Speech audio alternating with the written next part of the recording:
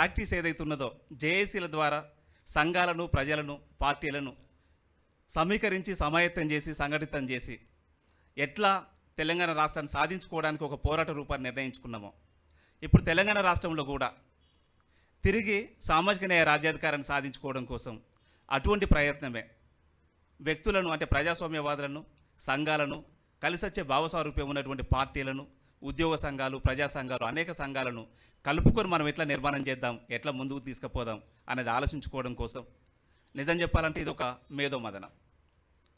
ఒకవైపున ఈ మేధోమదనం చేస్తూనే జేఏసీగా మనం అందరం సంఘటితం అవుతూనే అదే సందర్భంలో వచ్చే ఎన్నికల్లో రాజకీయంగా మనం గెలవడం కోసం మనం ఏం చేద్దాం అనేది కూడా ఆలోచించుకోవడం కోసం ఈ సమావేశాన్ని ఏర్పాటు చేసుకున్నాం. రాజకీయంగా అంటే మనకు తెలుసు, తెలంగాణ ఉద్యమంలో జేఏసీగా అనేక పోరాటాలు చేసినాం. ఎన్నికలు వచ్చేసరికి అందరం కలిసి టీఆర్ఎస్ పార్టీకి లేదా బీఆర్ఎస్ పార్టీకి ఓట్లేసి గెలిపించినాం. పోరాటాలు మనయి, అధికారంలోకి వచ్చింది వాళ్ళు. ఇప్పుడు కూడా జేఏసీలుగా ప్రజా సంఘాలుగా మనం పోరాటం చేస్తే పోరాటాలు మనవి అవుతాయి.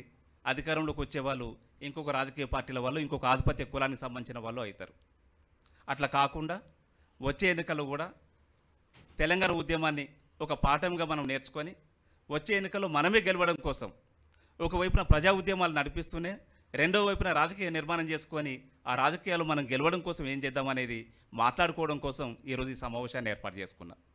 దాని కొనసాగింపుగా ఇక్కడికి వచ్చినటువంటి పెద్దలందరూ కూడా ఎవరెవరు ఏ సంఘం నుండి వచ్చిండ్రు వాళ్ళ వ్యక్తిగత పరిచయాలతోని ముందు పరిచయం చేసుకున్న తర్వాత మనం మాట్లాడుకుంటే బాగుంటుందా, అందరం కలిసి నిర్ణయం తీసుకుందాం, లేదా మాట్లాడేటప్పుడే పరిచయం చేసుకొని మాట్లాడితే బాగుంటుందా అది కూడా ఆలోచించాలి. రెండవది, మాట్లాడేటప్పుడే పేరు, ఏ సంఘానికి బాధ్యులం లేదా ఏ పార్టీకి బాధ్యులం, ఎక్కడి నుండి వచ్చినాం, గతంలో మనం చేసినటువంటి కార్యక్రమాలు ఇప్పుడు మనం ఎట్లా కలిసి పనిచేద్దాం అనేది ఇట్లా మాట్లాడుకుంటూ పోతే అర్థవంతంగా ఉంటుందని నేను భావిస్తున్నా. దీన్ని ప్రధాన బాధ్యులుగా ఉన్నటువంటి సామాజిక న్యాయ జేఏసీ చైర్మన్గా నాయకత్వం వహిస్తున్నటువంటి గౌరవనీయులు పెద్దలు ప్రొఫెసర్ ప్రభంజన్ యాదవ్ గారు వచ్చి తమ సందేశాన్ని ఇవ్వాల్సిందిగా, ప్రారంభ ఉపన్యాసం ఇవ్వాల్సిందిగా ఆహ్వానిస్తున్నాం. ప్రభంజన్ కుమార్ యాదవ్ కూడా ఒక మామూలు వ్యక్తి కాదు. వారు విద్యార్థిగా ఉన్నప్పటి నుండి విద్యార్థి ఉద్యమాలతో మమేకమై అనేక పోరాటాలకు నాయకత్వం వహిస్తూ ఆ పోరాటాలను విజయవంతం చేసినటువంటి చరిత్ర ఉన్నది.